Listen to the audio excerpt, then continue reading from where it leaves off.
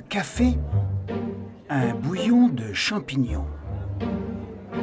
La crème, une mousse de réfort. Le cigare, du pain.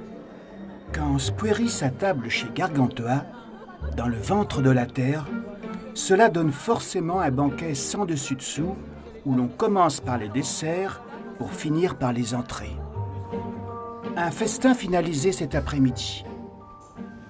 Ce qui est le plus étonnant, on croit manger un gâteau et en vérité c'est du poisson, c'est le plus grand décalage. Voilà, c'est ça. Du Squeri d'appellation contrôlée, mise en scène par un autre artiste, Bernard Tardivon, traiteur pour la bonne bouche.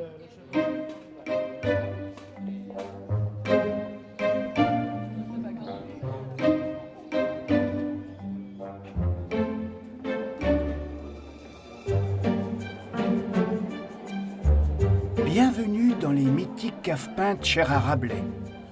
200 convives pour un drôle de dîner en trompe-l'œil où la glace a un goût de pomme de terre. Alors, on va mettre le glacis de viande qui remplace le caramel. Voilà, la purée de patates douces, la purée de vitlotte et la rose bonbon. Voilà, la chantilly, les perles de praliné, la chips et le décor avec le vermicelle.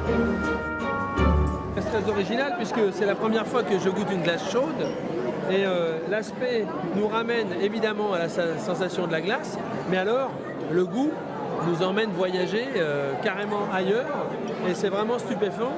J'ai essayé la première bouchée de fermer les yeux pour essayer de me déconnecter de la couleur, ben, ça transporte.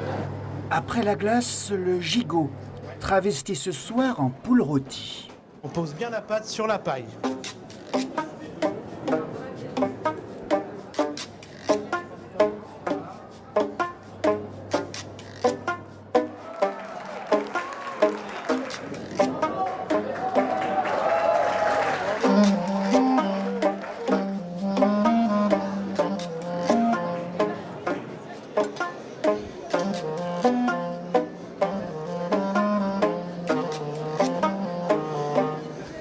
La poule rôtie, je ne la vois pas.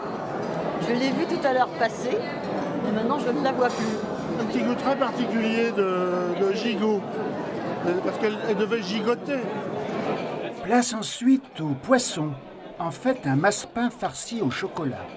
Et pour les spaghettis sauce tomate, ils seront à la crème de marron et au coulis de framboise pour le parmesan râpé du chocolat blanc. Se nourrir d'illusions, pour se rendre compte qu'on mange aussi avec les yeux. De quoi y perdre son latin jusqu'à l'hostie finale d'un banquet pas très catholique.